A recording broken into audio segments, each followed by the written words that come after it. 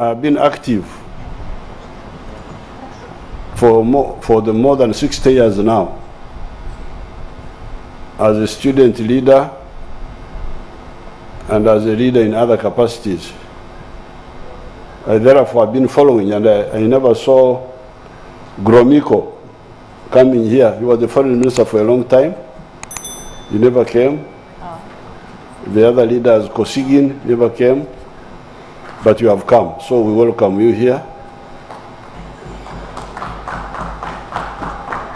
However, the fact that no high-ranking Russian leader has ever come here, Russia has been supporting the anti-colonial African movement for the last 100 years. I've informed you in our private meeting that by 1900, the whole of Africa had been colonized, except for Ethiopia. Africa had been colonized partly because of our internal weaknesses. We had feudal chiefs who were incapable, who could not defend our independence. And Africa had been being ravaged by the slave trade for almost 400 years before the colonization of 1900. When the African chiefs failed to defend our independence, the Africans started organizing, led by new forces. And the first group was in South Africa in 1912, when the African National Congress was founded. That was now the modern African anti-colonial resistance movement. Fortunately, and that's how Russia comes in.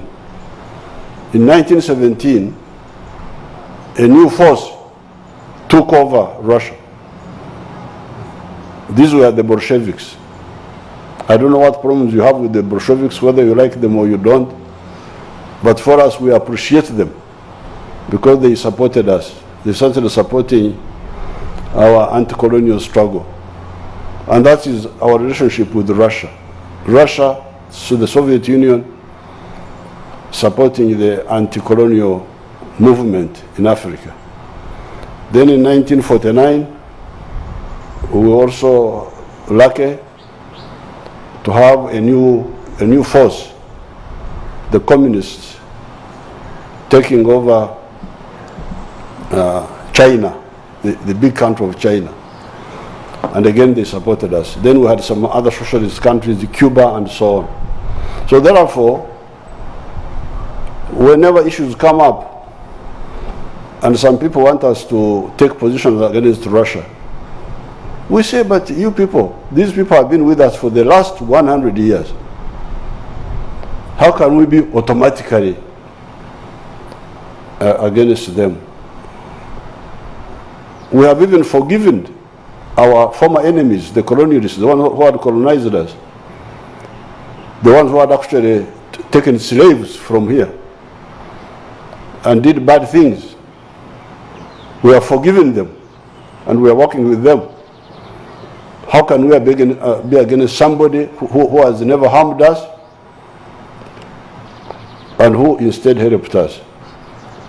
Yes, when the Russians make mistakes, in 1968, I was in the university and I was in the streets in Dar es Salaam demonstrating against Brezhnev's decision to invade Czechoslovakia, to overthrow Alexander Dubček.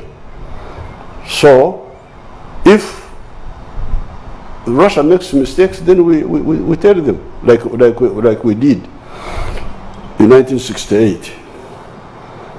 But when they have not made a mistake, we cannot be against them. So this is point number one. This is the historical context which those who are ignorant about world affairs should know.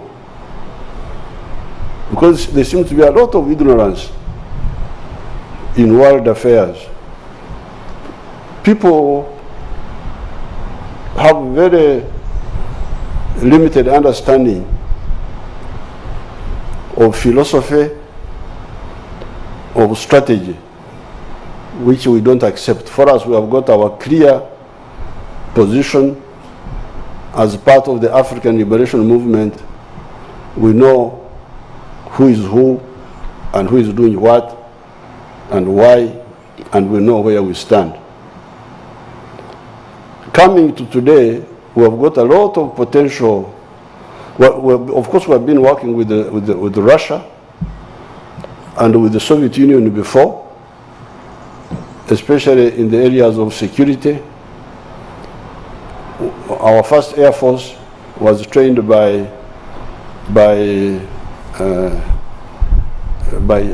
Czechs. We used to buy equipment from Czechoslovakia, and then the Soviet Union itself, and we have been working with them on the security field. We want to trade with Russia, we want to trade with all countries of the world. We don't believe in being enemies of somebody's enemy.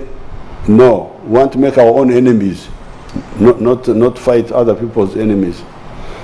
This is our doctrine. When there was the Cold War, one day they asked me a question: are you pro-East or pro-West? I said, you must think I am an idiot. Why do you think my main job is to be pro somebody? I am pro myself.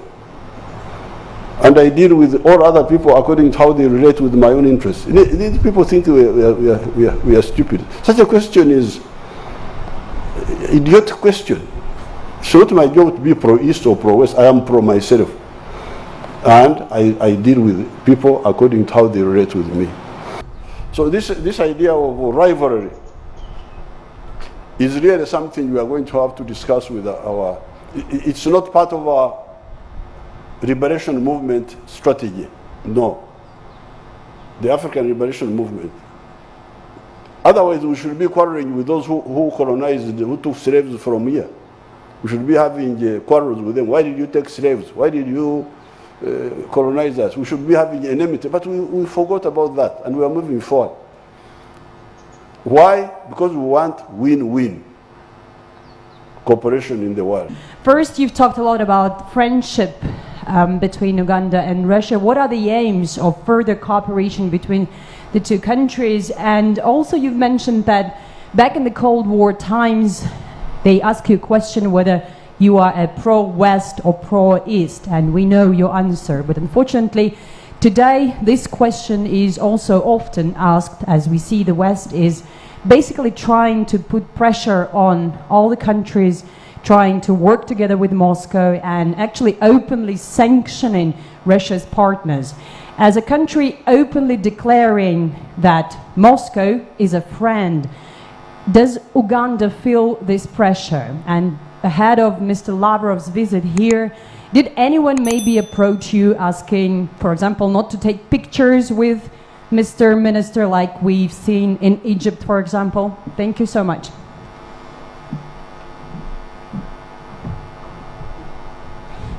Nobody can tell me such a question, because they know my position. They know our position. Maybe they tell others, but not us. So people can't be so stupid as to ask me that don't take a picture with so and so. Don't. That's a joke. Thank you.